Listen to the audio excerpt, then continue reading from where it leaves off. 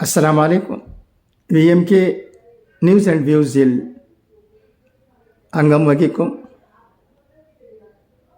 சகோதரர் முகமது சாலிம் அவர்கள் எப்போதும் நல்ல விஷயங்களை இந்த குரூப்பில் பகிர்கிறார் என்பதை நாம் அனைவரும் அறிந்திருக்கிறோம். அவரால் அனுப்பப்பட்ட ஒரு செய்தி இப்போது கிடைத்திருக்கிறது. அது எனக்கு மிக நன்றாகப்பட்டது. வாருங்கள், அந்த செய்தி என்ன என்பதை கேட்போம். குரூப்பில் நீங்கள் இதை படித்திருப்பீர்கள். ஆனால் குரூப்பில் இல்லாதவர்கள் பலருக்கும் இந்த செய்தி கிடைக்க வேண்டுமல்லவா? ஆகவேதான் இந்த செய்தியை நான் யூடியூப் மூலமாக சொல்லிக் கொண்டிருக்கிறேன். KS ஹம்சா, திருச்சூர் சேர்ந்தவர், முன்னாள் முஸ்லிம் லீக் பிரமுகர், தற்போது மார்க்சிஸ்ட் கம்யூனிஸ்ட் கட்சியில் இணைந்து கடந்த பாராளுமன்ற தேர்தலில் போட்டியிட்டவர். மலபார் பொறியியல் கல்லூரி உட்பட பல்வேறு கல்வி நிறுவனங்களும் நடத்தி வரும் இவர் தொழிலதிபரும் கூட. ஆகஸ்ட் 4ஆம் தேதி அவரது மகளுக்கு திருமணம் நிச்சயிக்கப்பட்டிருந்தது. சுமார் 3000 பேருக்கு விருந்து பிரமாண்ட ஏற்பாடுகள் அனைத்தையும் வயநாடு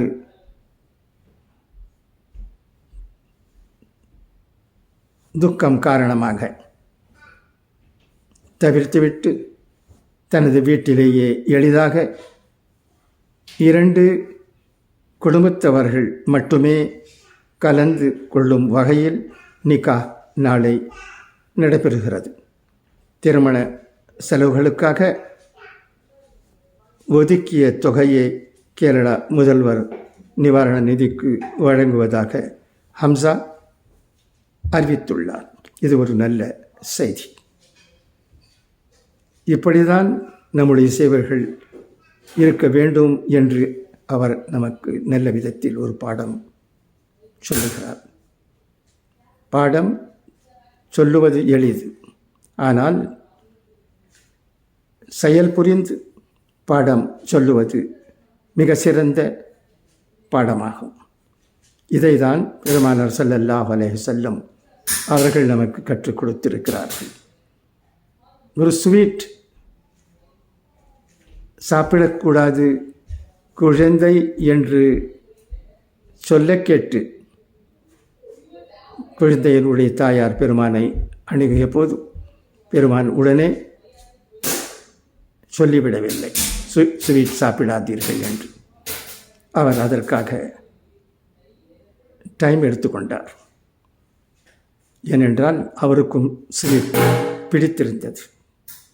பிறகு சொன்னார், நாம் எந்த காரியத்தையும் செயல் புரிந்துவிட்டு சொன்னால் அதில் இருக்கும் சக்தி இருக்கிறதே, அது மிகப்பெரிய சக்தியாகும். அதை நாம் எளிதில் அறிந்து கொள்ள முடியாது.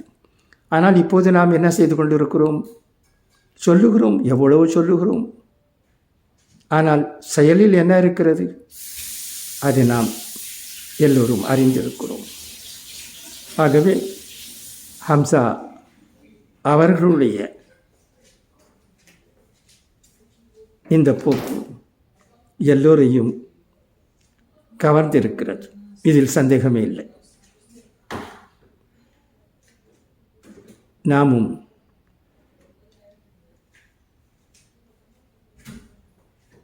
கங்க்ராச்சுலேஷன் செலுத்துவோமாக.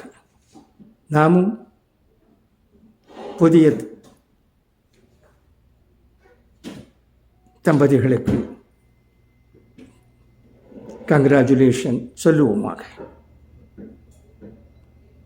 எல்லாம் நன்றாக நடக்கும்.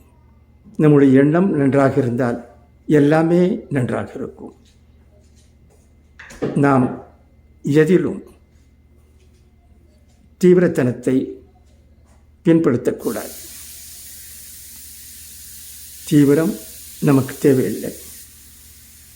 எல்லாமே நல்ல விதத்தில் நடக்க வேண்டும் என்ற எண்ணம் இருக்க வேண்டும்.